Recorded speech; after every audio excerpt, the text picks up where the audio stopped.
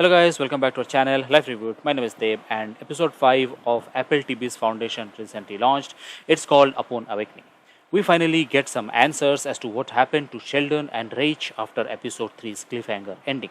We get to know little of what's happening and what Gail was doing, but this episode wasted the first 20 minutes with filler materials. This should have focused more on Gail's present than about what happened in her past. We already know little bit of about her background, and I don't think we needed to go into details into her past. That makes much difference into the story that we're seeing right now. We also see what's happening on Terminus and what the Anachronians are up to, but the pacing is very slow. This episode has almost nothing in common with the books except just the names of a few characters. That's it. I know the show has to fill in a lot of backstory to make it uniform, but what I see now is nothing I recognize from the Foundation books. One of the biggest problems with this show is the editing. The scenes in Foundation are stitched together in such a bizarre way that it dissipates much of the tension and mystery with any of the timelines we have seen. We know what happens to Harry Sheldon and the others from Terminus already, but yet we have to watch Gail discover what we already know from the computers. She is trying to outsmart, and we get it that Gail is a smart character.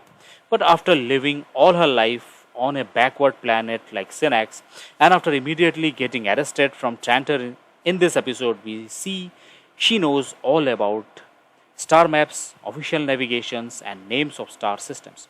I get it. She is a brilliant mathematician and they have to show it on screen.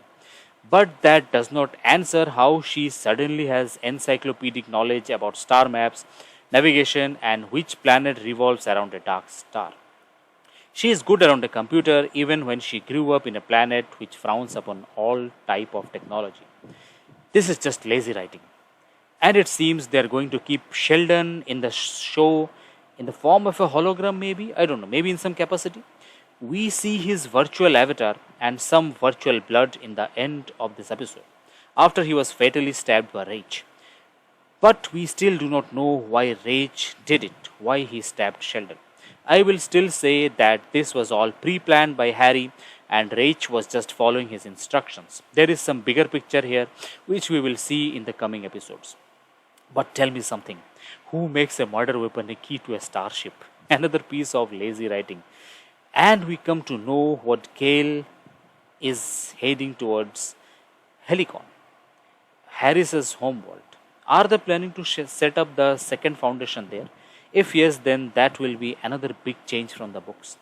Meanwhile, in Terminus, we see the Anachronians have disabled the shields and taken Terminus hostage. And they even destroy a starship. Not just any starship, an Empire starship, a military starship. Another piece of lazy writing right here. A starship travels thousands of light years in space and in hyperspace filled with floating debris. And we are meant to believe that it does not have a shield up when they know there are hostiles on the planet. They fire a single gun on it and that's it. It is just simply destroyed. It falls down and it gets blown up. There's no denying that Foundation is visually stunning.